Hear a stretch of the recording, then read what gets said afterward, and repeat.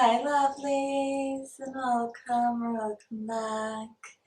Today's topic is going to be insecurities and vulnerabilities.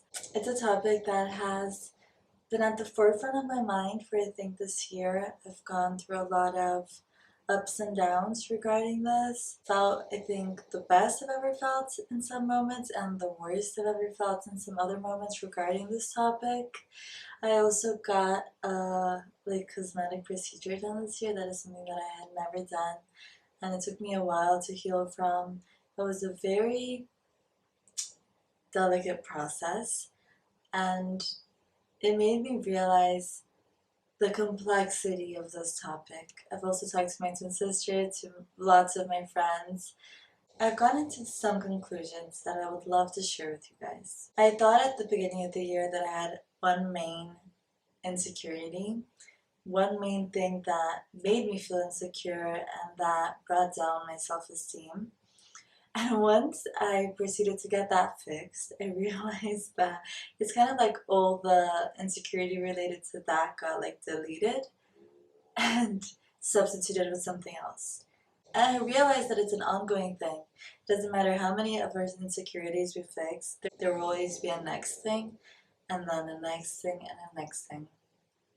It's funny that once you have a YouTube channel, YouTube shows you kind of like what category you're in, and I think mine varies from lifestyle to health. And I am studying to be a therapist and a naturopathic doctor. I also do lots of courses related to health, and I really try to do my best to be as well informed as I can be to share information with you guys. Obviously, I'm just a human being, so a lot of these informations are directly passed from books or teachings and things, but a lot of it is my perspective, and this video in specific is going to be what I have gathered being a woman and talking to my female friends and sisters and mothers and everybody that I encounter. I realize that we all live with a little backpack on our shoulders filled with our insecurities, and we all have them. Crazy how only we hyperfixate on these things. For example, one of my insecurities nowadays, I think I'm getting older and my body's changing, is cellulite. And I couldn't care less when I see, for example, when I go to the beach and I see a lot of people with cellulite. It doesn't make me think anything different. I don't think that they're less pretty. I don't think that it makes them more unattractive. I don't even focus on it. I see people's legs that look similar to mine, and I think they look amazing. But once I look at myself in the mirror, I have this complex of not being good enough, and all of my fears come to the surface. And I see this with my friends and with my sister, for example. The thing that she points out in herself, that she's like, no, I look like this, I don't like this in my appearance, and I'm feeling like this. I think she's constantly looking amazing, and everything that she finds problematic in her appearance, I have never noticed, and are things that I think that look amazing on her, and are things that I would never even think to criticize, judge, or think that she would think of changing them. I know that this year that I started going back to dating, there's a lot of vulnerability in dating, and it's very like niche that people like start dating. Each person has like a different lifestyle and a different body type and all. And I was going to go on a date with a guy that was super fit. I think the fittest guy that I had ever seen in my life.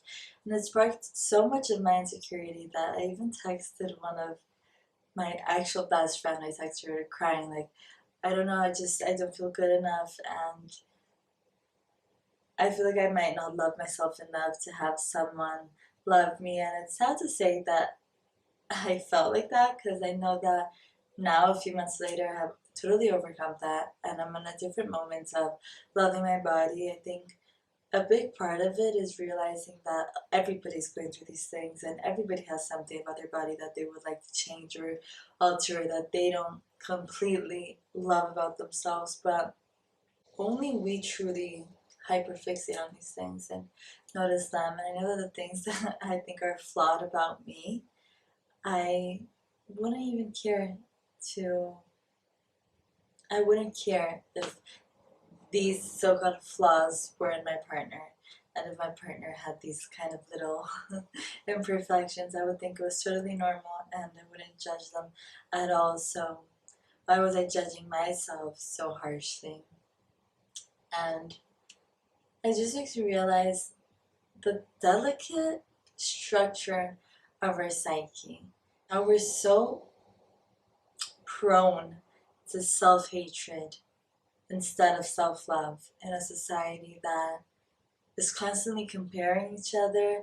We're constantly comparing ourselves to posts on Instagram, to models, to actors, and it's kind of like the thing. I don't want to be like woo or anything, but I remember I was on the metro with my sister, and I just turned to her and I was like, all the people here in the metro look like normal people. But if we were all millionaires, we would all look so different. And we're comparing ourselves to people that have so much money for products, for supplements, for not that we need those things to be pretty, but the standard is set at a different height that is kind of unachievable, if you were to put it that way. Sometimes the people that we're comparing ourselves to have gotten lots of procedures done. Not that I'm promoting that at all, but there's like this complexity to comparison nowadays that is completely blown out of proportion.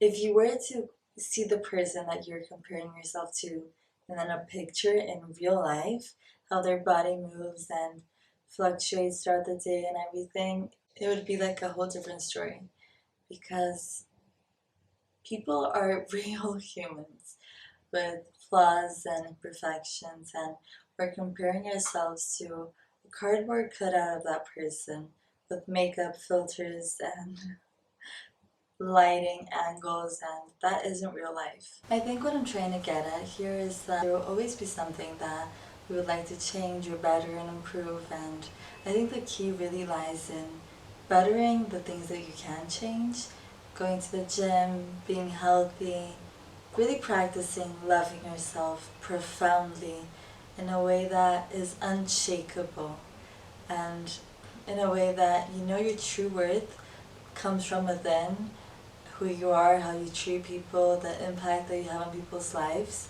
and not your physical appearance. So, no true need in giving that such importance in your life, even though it's kind of natural to look at yourself in the mirror and want to improve things. Know that you are capable of improving them. There are habits that you can do to make yourself feel a little bit better. Drink more water, eat healthier, go on walks, eat properly so you can nourish yourself, and that will therefore make your hair more vibrant and your skin glowier. And take care of yourself.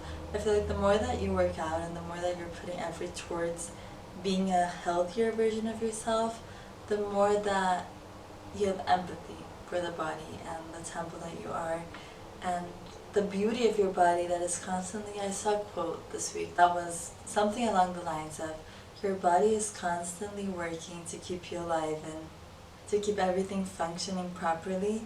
There's so much gratitude that we should be having instead of so much judgment for our beautiful vessel and temple that allows us to walk in this life and to live this beautiful existence. I think what I would like to finalize with is that we should try to always improve ourselves but understand the fragility of our body, to not overwork ourselves, to not undereat, to not prioritize our physical appearance over everything else, and to take proper care of ourselves, to eat nutritious meals and work out so we can strengthen our body, so we can hold us in our old age and aid us through difficulty, and surround ourselves with people that make us feel worthy of love. Throughout this dating journey, I think I've been through a lot of different ups and downs, and each person that I've dated this past year has made me feel a different way, even though I'm showing up as myself in all of these situations. That person had a big impact on, I don't know, it kind of sucks to say this, that other people had an impact on how I saw myself. But obviously if you're with people that aren't the best people, they're not going to make you feel the greatest. And people that you know that just value your appearance or want you for the wrong reasons will provoke lower self-esteem. Even though self-esteem is like self-esteem that comes from within, we're constantly reacting to our outer world and to the people in the world around us, so we have to choose carefully. People that make you feel unlovable or just undesired, unwanted, and hard to love are not the people for you. And if you're feeling insecure, if you're feeling a little bit down in the dumps and like a shell of yourself, it's probably because you're with the wrong person. So remove yourself and start again.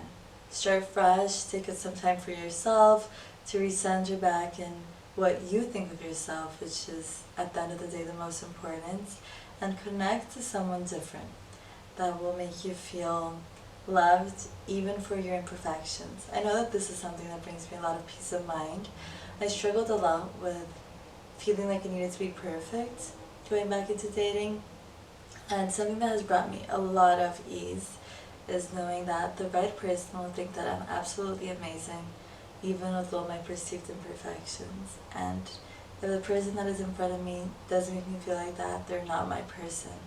And I can move on, let go of them, and carry on loving myself. And not waiting, right? Living my life until I find someone that will cherish me the way I deserve to be cherished. And know that your perceived imperfections, as absurd and as noticeable and as horrible as they seem to you, are pretty unnoticeable to others, and people will love you just the same. We truly are our harshest critics, and we should, I think, make it our lifetime mission to be our #1 cheerleader and our biggest supporters, because we deserve all the love that we can get.